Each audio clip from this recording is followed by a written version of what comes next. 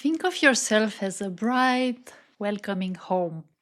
But growing up, you were told certain things aren't accepted upstairs. Just shove them in the basement. So you did. Too loud? In the basement. Too needy? Definitely in the basement. Your ambition? Selfish. Lock it up. That one time in second grade when you cried in front of the whole class? A weakness. Straight to the basement. And over time, you stuffed so much in there that you forgot what's even inside. But here's the thing, you think those things are hidden, but they are not. Every now and then, you hear strange noises from below. Ever snap at someone over something small? That's the basement, shaking the house. Ever sabotage an opportunity even though you wanted to succeed? That's the basement, making the lights flicker. Or worse, when you are having guests, the basement door cracks open and out comes a full dragon of insecurity, breathing fire on your confidence. Shadow work is finally grabbing a flashlight, going downstairs and realizing, oh, these aren't monsters. These are parts of me that I was told weren't welcome. But the truth is, they never stopped influencing you. They were just doing it from the dark. And they were never dangerous. They just wanted to be seen. Ever felt like you're stuck in a loop, wanting more, but somehow always holding yourself back? You set a goal, go to the gym, start a business, finally put yourself out there, and then suddenly you procrastinate, you hesitate, you make excuses, and you wonder, why am I doing this? What's wrong with me? Nothing. The answer is not lack of discipline, motivation, or even confidence. It's something much deeper. Your shadow. And until you understand it, it will keep controlling you from behind the scenes. After a decade of personal and professional transformation, and as a certified coach, I know firsthand how shadow work can completely change your life. And in this video, I will show you how to be sneakier than your shadow by recognizing the 3 signs it's hiding your true potential and what to do about it. So, who are you, really? Most people think they know themselves. What if I told you that the version of you walking through life is just the tip of the iceberg? Beneath the surface, as Freud famously illustrated, lies your unconscious mind, filled with hidden fears, suppressed emotions, and forgotten memories. Carl Jung, Freud's student, took this idea even further. He called the hidden parts we reject or deny the shadow. Now, Carl Jung created a whole diagram to illustrate the psyche. There's the persona, the ego, the shadow, the anima, animus, the self. And it is fascinating, but honestly, it can feel overwhelming, at least at first. And I am a huge fan of Carl Jung. My favorite book is The Red Book. But let me tell you that The Red Book is shadow work difficulty level 100. But you know what? Challenge accepted. I will make The Red Book simple and practical for you in a future video.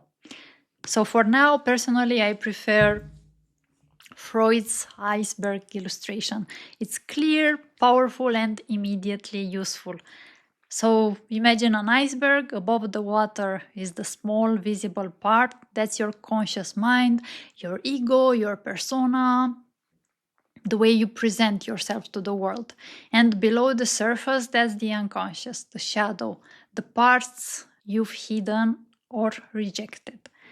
So this image captures perfectly how much is hidden beneath what we show to others and to ourselves. The part that is hidden is influencing every decision we make without us even realizing it. But it's not just fears and insecurities, it's also power, confidence, and true potential that you've buried.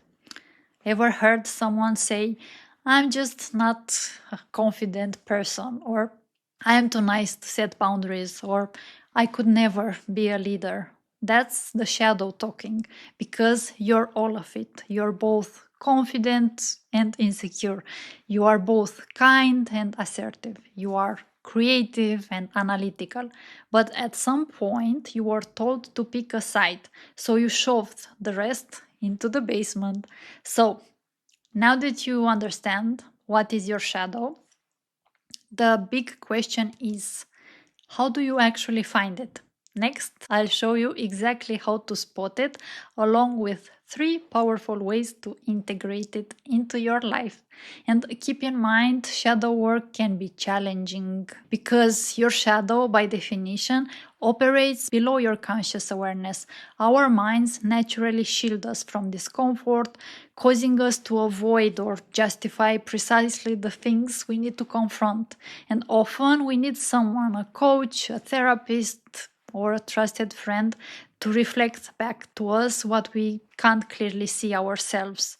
So that's why in this video I'm showing you simple, powerful methods that have worked for me and my clients. So, number 1, what you judge in others is a reflection of your own shadow. You know the feeling, you see someone bold, confident, unapologetic, and something inside you gets irritated. That reaction isn't random, it's your shadow. Let's talk about narcissism, because right now it's so popular. Everyone is pointing fingers. They are so selfish, they only care about themselves. And trust me, I've been there. With a narcissistic father and a 5-year relationship with a narcissist, I had to confront why this trait triggered me so deeply. But if a trait triggers you deeply, it's worth asking, do I reject this part in myself? Maybe you were raised to believe that taking up space, putting yourself first, or being bold was selfish. So you buried those traits. But now they irritate you when you see them in others, as it did for me, until I realized that I rejected all my selfish instincts. I buried them in my shadow. But how can you discover what's hidden in your shadow? Let's make this practical. Grab a pen and let's do it together. Step 1, write down one thing that triggers you in other people. For example, I hate it when people brag. Step 2, ask yourself, do I secretly wish I had permission to do the same? For example, maybe I wish I could celebrate my own wins too. And step 3, think back. Can you remember a time when you learned to reject this trait? For example, in childhood, I was praised for being humble and scolded for showing off. So I learned that playing small made me more likable. So now flip the script. Instead of rejecting that part of yourself, integrate it. For example, I am allowed to celebrate my wins, my achievements without guilt. This small shift can change your entire self image. And what I am about to share isn't talked about nearly enough. Your shadow shows in your opposite self. Ever wondered why you can be confident in one area of your life, yet insecure in another? How can you feel like two different people in different situations? Maybe at work you are confident and assertive, but at home you second guess everything, or the other way around, like I used to be. Or around strangers you are calm and controlled, but with family you snap or change into a version of yourself you don't even recognize. I used to joke with my boyfriend, when the beast comes out, I hope he likes you. Did you watch that movie Split? Ever feel that way? Like there's a hidden side of you that you don't fully understand? This isn't just mood swings, it's your shadow showing up in fragmented ways. The parts of you suppress in one area bursts through in another, and when you least expect it. If you are always polite and accommodating at work, where does your anger go? Does it come out later in passive aggressive comments or explode over small things at home? The part of you that stays small in relationships is hiding power and independence. The part of you that is too much at work is overcompensating for deep seated insecurity. The part of you that is silent in conflict is suppressing years of unspoken truth. Your shadow hides in your contradictions. Or, on the other hand, did you notice how you hide it even from yourself? Did you ever dismiss a compliment saying, "Oh, that's nothing," or you feel like an imposter when you succeed? That's your shadow suppressing your own power. You might say, "I'm not confident, I'm not a leader," but what if that's not true? What if at some point in your life you had to reject those qualities in order to fit in, to be liked, to stay safe? What if that's just a story you learned to believe? As a kid, maybe you were naturally bold, but someone told you, "Stop being bossy." No one likes a know it all. So you learned to tone it down to blend in. That boldness didn't disappear, just went into the basement. But how can you begin reclaiming the strength hidden within your shadow? Next, I will show you exactly that. Think about a compliment or achievement you recently dismissed. Now, ask yourself, what would happen if I truly owned that strength? Journal about it and identify where in your life you are hiding or splitting yourself in different roles. But the sneakiest signs of all, the last one, your shadow shows up in your dreams. Ever had a dream that made zero sense but left you feeling uneasy, emotional, or haunted the next day?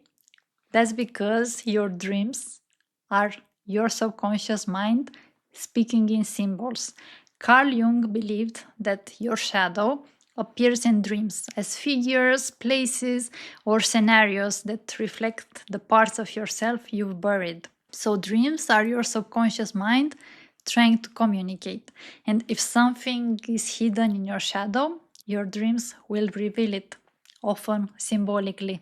And the cool part is that we all use the same symbols. Ever dreamt about being chased? It symbolizes running away from parts of yourself you've buried. Dreams of floods might show overwhelming emotions rising to the surface, or leaving the house without shoes could mean feeling exposed, vulnerable, or unprepared. But how do you apply this to yourself? Next, I'll show you. Keep a dream journal. When you wake up, take a few minutes and write it down and ask yourself, what hidden part of me is this dream trying to show? For example, if you want to dive deeper, if you dream about leaving the house barefoot or naked or in pajamas, as I did, the shadow question to ask here is, what part of me feels unprepared or afraid of being seen as I truly am? If you dream about being chased, the shadow question is, instead of running, what happens if I turn around and face it? If you are dreaming about a flood, the shadow question is, what emotions am I avoiding that need to be felt? What's trying to break through? And a note here about dreams, always pay attention to how you feel during the dream. If the dream is about leaving the house naked, but you feel joyful and free, that's a great sign. It's not your shadow. But if you feel embarrassment, shame, vulnerability, that's your shadow speaking. Emotions are the key to understanding your shadow messages, and make it a habit, and your shadow will become clearer every day. So now you know exactly how to spot what's hiding in your shadow. But what if I told you your shadow might be secretly afraid of success itself? If you suspect you are holding yourself back, check out this next video where I will guide you step by step through overcoming the hidden fears that keep you from fully stepping into your power.